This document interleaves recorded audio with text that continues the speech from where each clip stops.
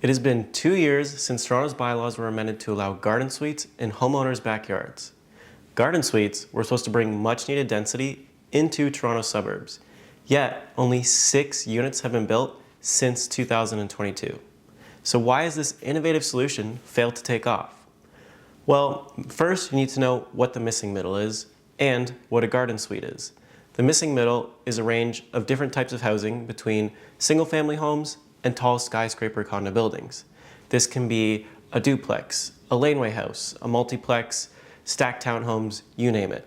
Anything that is right in between that range I mentioned, hence the name, the missing middle. If you want more info on the missing middle in Toronto and how it can benefit us, check out my video on housing affordability in Toronto. Now, garden suites are basically similar to laneway homes in that they're an additional self-contained living area detached from the main house.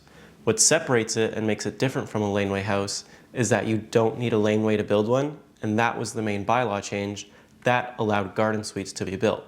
So, you can build one if you just have a backyard and there's no laneway or access path at the rear of your property. It can be completely fenced in and you can build a garden suite there. Now, back to why this innovative solution has failed to take off.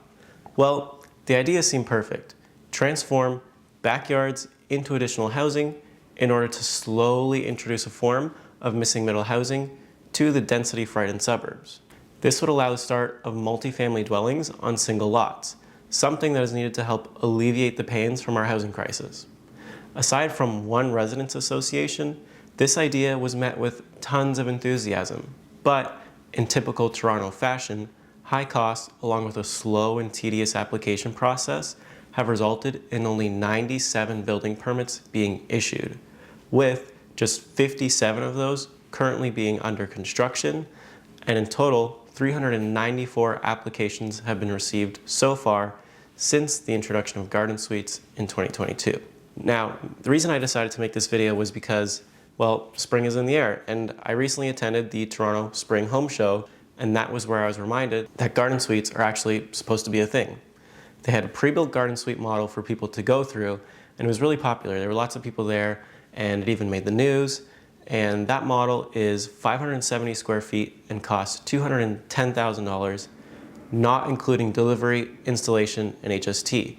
From an investor's perspective, the cost per square foot isn't actually all that bad.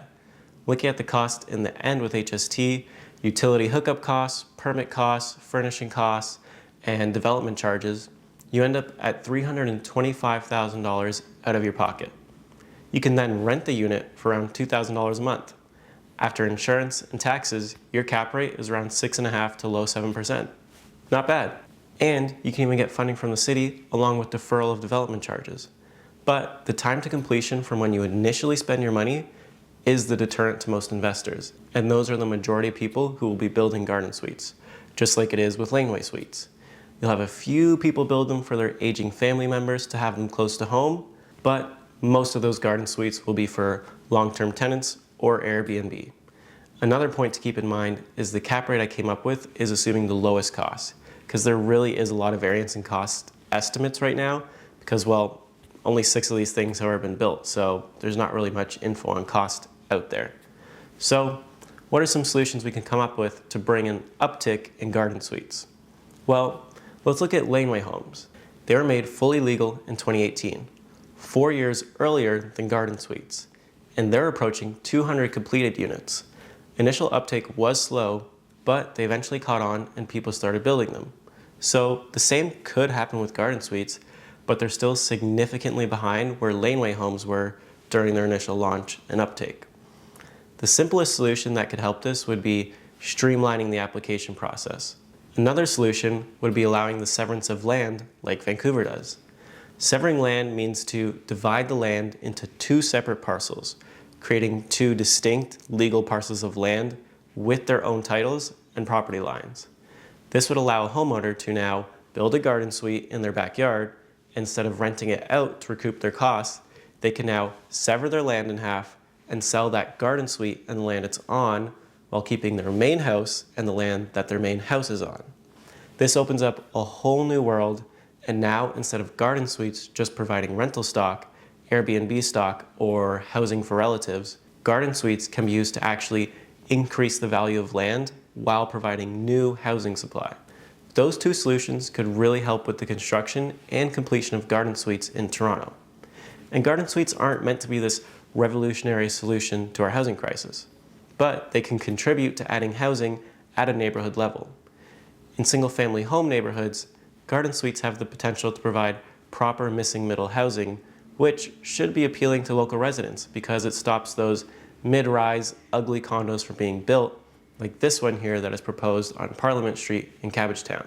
So to understand the impact garden suites can have, let's look at a typical neighborhood block in Toronto. It contains around 30 single-family homes, closer to 50 in neighborhoods with lots of townhomes like Cabbagetown. If 10% of homes in a block build a garden suite, that's 3 additional homes.